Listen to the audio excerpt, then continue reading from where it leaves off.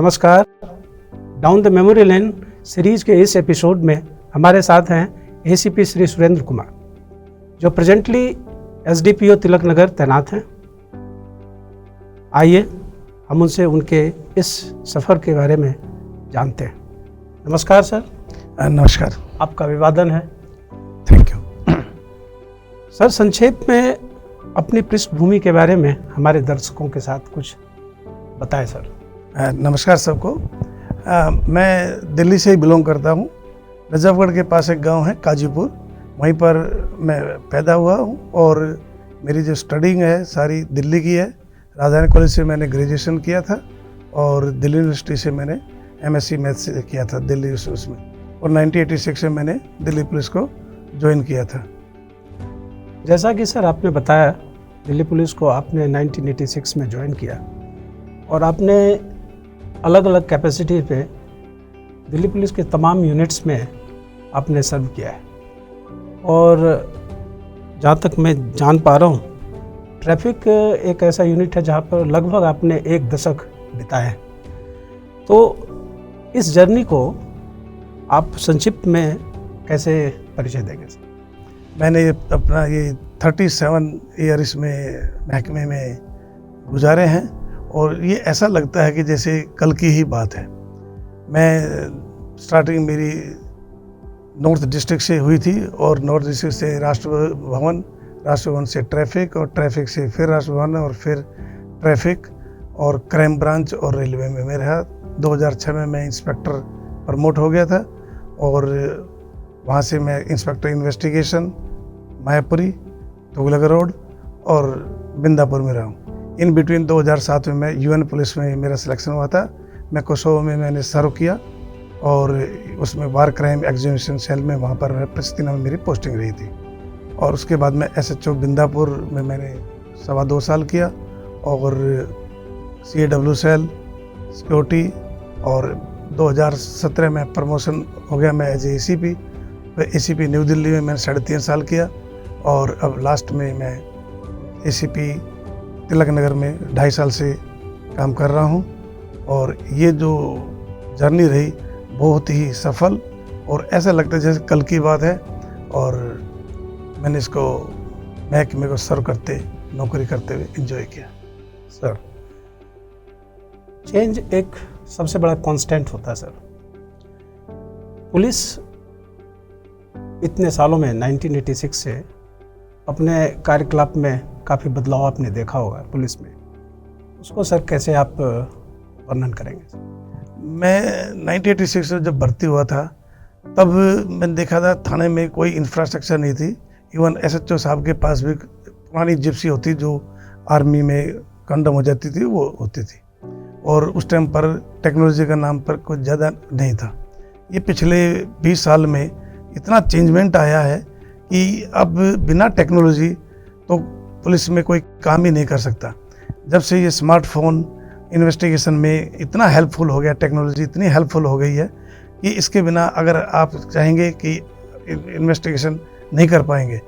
इसमें इतना इजी कर दिया है इसमें इन्वेस्टिगेशन में कि जैसे भी कोई भी अगर कोई इंसिडेंट होता है तो पहला ही हमारा क्वेश्चन होता है कि CCTV फुटेज, और वहीं से जो CCTV फुटेज से चल के और एविडेंस जो उठाते हैं हमारे आजकल एक फॉरेंसिक, हमारे होम मिनिस्टर साहब ने नई फॉरेंसिक टीम दी है, वो इतनी हेल्पफुल हो गई है। अब टोटली टेक्नोलॉजी हाई फाई हो गई है और थानों में भी इंफ्रास्ट्रक्चर काफ़ी बढ़ गया है। इसके बिना आज के दौर में कोई कामयाबी नहीं होगी। सर, जैसा कि आपने कहा, आपने दिल्ली पुलिस में 37 लंबे साल बिताए हैं।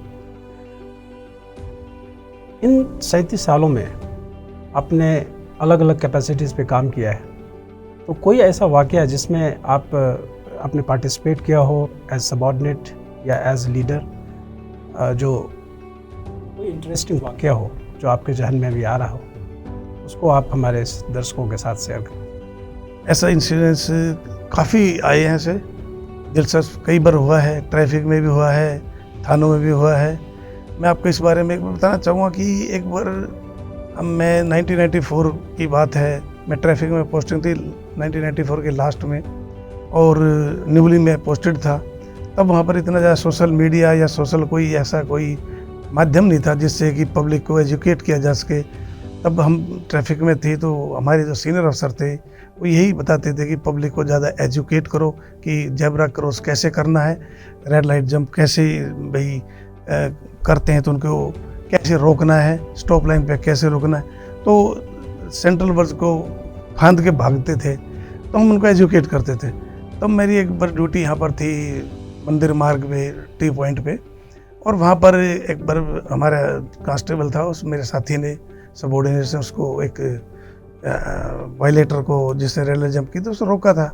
वो हस्बैंड वाइफ और उसके 2 बच्चे थे। तो उन्होंने रुकते ही कहा कि जी मुझसे गलती हुई है, और उसने हाथ जोड़ लिए। तो मैंने उनको समझाया, उनके बच्चों को समझाया कि भाई आपके पापा ने क्या क्या गलती करी है। तो उन्होंने रियलाइज़ किया, ना केवल बच्चों ने बल्कि उसके फैमिली ने, और उसको हमने एक तरह से काफ़ी वो देखा कि उससे एक असर पड़ता है। इस प्रकार से हम एजुकेशन करें या उनको समझाएं। उसके बाद अब क्योंकि सोशल मीडिया पे काफ़ी आ गया है तो अब तो काफ़ी माध्यम है, हम उनको एजुकेशन कर सकते हैं। Interesting sir. और पुलिस का जो एक रिफॉर्मेटिव फेस है और एजुकेटिव फेस है, उसको आपने उसका रोल निभाया सर, जो बहुत ही संतोषजनक रहा होगा। आपके इस कैरियर में कोई ऐसी घटना जो बड़ी चुनौतीपूर्ण रही हो, बहुत चैलेंज से भरा हो, कोई ऐसा वाक़या जो आपको जहन में अभी आ रहा हो, जो हमारे साथ आप शेयर करना चाहें? थाने में मैं SHO था बिंदापुर में, तब एक टोटली ब्लाइंड मर्डर केस आया था। मुझे अच्छी तरह याद है, सुबह सुबह एक कॉल आई थी कि एक कमरे से बदबू आ रही है। हम मनसाराम पार्क बिंदापुर की बात थी, हम वहाँ पर पहुँचे थे, हमारे DCP साहब भी आए थे। तो बिल्कुल टोटली ब्लाइंड केस था। हमने पूछताछ करी उसके मालिक से, तो मालिक ने बताया कि 3 दिन पहले ही मैंने इसको किराए पे दिया था, और मैंने तो उसको अच्छी तरह शक्ल भी नहीं देखी कि ये जो मरने वाला है ये वही था आदमी या दूसरा आदमी है। लेकिन ना कुछ उसने आइडेंटिटी ली थी, ना कुछ उसने कोई प्रूफ लिया था कि वो कहाँ का रहने वाला है। बस उसने ये बताया कि जी मैं बाद में डॉक्यूमेंटेशन करा लूँगा, मुझे ज़रूरी है। और रात को 2 दिन पहले वो आया था और रात को उसने एंटर किया था। उसे ये भी नहीं पता कि किराएदार मकान मालिक को कब वो गया या कब उसने अंदर रहा, लेकिन बाहर से लॉक मिला। जब हमने काफ़ी पूछताछ की तो जिस प्रॉपर डीलर ने ये दिलवाया था तो उससे पूछताछ की, उसके पास कोई ID वगैरह उसने नहीं ली थी। तो उसने बताया कि जी उसका एक कागज़ रह गया, वो उसमें उसका पैन कार्ड था। वो पैन कार्ड में फ़ोटो बड़ा धुंधला था। हमने वहाँ पर बेंगलोर में पता किया, बेंगलोर का एड्रेस था, वहाँ पर उस पर पता चला। तो कहा कि मैं तो कभी दिल्ली आया ही नहीं, और ये मेरा आई कार्ड जो वो पैन कार्ड जरूर है, लेकिन फ़ोटो मेरा नहीं है। इस प्रकार से है। जब उसने काफ़ी हमने पूछताछ करी प्रॉपर डीलर से, तो वो सिर्फ यही बता सका जी मैंने कोई डॉक्यूमेंटेशन नहीं लिया, मेरे को ध्यान नहीं रहा लेना, और मुझसे गलती हुई है, और मैंने सोचा कि बाद में ले लेंगे। इसे कह रहा कि मुझे आज शाम को एंटर करना है, बहुत ज़रूरी है। तब उसने एक बार कहा कि सर मुझे याद आ रहा, उसने एक फ़ोन किया था मेरे फ़ोन से, मोबाइल से, उसकी बैटरी डाउन थी। तब वो फ़ोन लिया। उसके बाद उस फ़ोन से हमने अपने जो टेक्नोलॉजी से उस फ़ोन की हमने इंटेलिजेंस पूरी कलेक्ट करके उसके एनालिसिस करके उस फ़ोन से तब हमें पता चला कि वो दिल्ली कैंट में एक 4th क्लास एम्प्लॉय का मकान वहाँ पर था, जहाँ पर इसकी लोकेशन आ रही थी फ़ोन की। वहाँ पर पता चला कि उसकी मदर बॉम्बे में कोई काम करती है और बॉम्बे में रहती है, उसकी एक लड़की रहती है।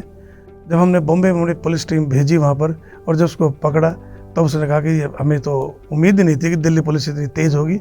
हमें था कि कम से कम 7-8 दिन लगेंगे यहाँ तक पहुँचने में, और उन्होंने तैयारी कर रही थी कि कहीं और भागने के लिए उनका सामान बंधा हुआ था। और इस प्रकार से हमने ये चुनौतीपूर्ण केस हमने विदिन 48 आवर्स में, हमारी जो टीम थी हमारे DCP उनके उससे लीडरशिप में, हमने इसको बहुत ही मेहनत करके 48 आवर्स में एक वर्कआउट कर दिया था। बड़ा चुनौतीपूर्ण केस था ये। बहुत खूब सर। टेक्नोलॉजी का सहारा लेकर जो प्रोफेशनल चैलेंज था उसको आपने ब्रेक थ्रू किया और सफलता मिली। पुलिस के जीवन में चुनौतियां भरी होती है सर। यस। और पर्सनल लाइफ भी एक बहुत डिमांडिंग होता है, जिसमें आपकी पार्टिसिपेशन चाहिए होती है सर। तो आपने प्रोफेशनल और पर्सनल लाइफ को, उनके जो अलग अलग चैलेंजेस हैं, उसको किस तरह से सर बैलेंस स्ट्राइक किया सर? मुझे फैमिली का इतना सपोर्ट मिला कि मैं अपने महकमे में ज़्यादा टाइम दे सका, और इसमें मुझे कोई प्रॉब्लम नहीं आई। मैं इसके लिए अपनी फैमिली को धन्यवाद देता हूँ कि उन्होंने मुझे अपना सर्विस में काम करने का मौका देते रहे। सर 37 लंबे साल सर्व करने के बाद इस माह आप सेवानिवृत्त हो रहे हैं, पोस्ट रिटायरमेंट जो प्लानिंग्स होती हैं सर, उसके बारे में हमारे दर्शकों के साथ क्या साझा करें सर? बड़ा ही वो रहता है कि भाई आफ्टर रिटायरमेंट क्या करेंगे। मैं आपको बताना चाहता हूँ कि मैंने 91 से 94 में दिल्ली पुलिस में रहते ही अपने लॉ ग्रेजुएशन किया था, रेगुलर किया था दिल्ली यूनिवर्सिटी से, इवनिंग कॉलेज से, और बाद में फिर जब मेरी पोस्टिंग BDS में थी तब मैंने LLM भी कर लिया था। मैं BDS वेस्ट में रहा था, तो LLM मैंने किया था कुरुक्षेत्र से। तो मेरे को लीगल एक्सपीरियंस है, पुलिस का एक्सपीरियंस है, क्योंकि मैं एक्टिव रहा हूँ हमेशा जॉब में। तो अगर अब मैं इसमें अपनी लीगल एक्सपर्टाइजेशन को मैं इसको चाहूँगा कि मैं आफ्टर रिटायरमेंट इसको यूज़ करूँ, और इससे ताकि मेरा शरीर भी चलता रहे और मैं अपने आप को एक्टिव रख सकूँ। बच्चे मेरे इंडिपेंडेंट हैं, उसमें कोई नहीं है। मैं अपनी लाइफ अपना आराम से जो भी मुझे टाइम मिलेगा इसको लीगल एक्सपर्टाइज करते हुए और भगवान को याद करते हुए इसको चाहूँगा मैं गुजरे। Sir despite all odds police में वर्दी का सर एक क्रेज़ है, और इस सर्विस में हमारे युवा ज्वाइन करना चाहते हैं, और जो अभी युवा जिन्होंने अभी नया ज्वाइन किया है सर, उनके लिए आप अपने अनुभव के आधार पर क्या संदेश देना चाहेंगे सर? कई बार क्या होता है कि जैसे कि मैं जब जॉब किया था, मुझे भी नहीं था कि मैं पुलिस में आऊँगा, मेरा कोई बैकग्राउंड नहीं है, तो कोई पुलिस में नहीं था, और मुझे भी शुरू में महसूस हुआ। लेकिन जैसे जैसे एक्सपीरियंस बढ़ा और आज 37 गया, मैं ये बड़े गर्व के साथ कह सकता हूँ कि मैंने एक ऐसा ऑर्गेनाइजेशन ज्वाइन किया कि और सर्विस की। मैं अपने 37 साल के उस तजुर्बे से मैं बहुत खुश हूँ, बहुत ही सेटिस्फाई हूँ। और ये जितने भी मैं जो आते हैं, शुरू में थोड़ा महसूस होता है।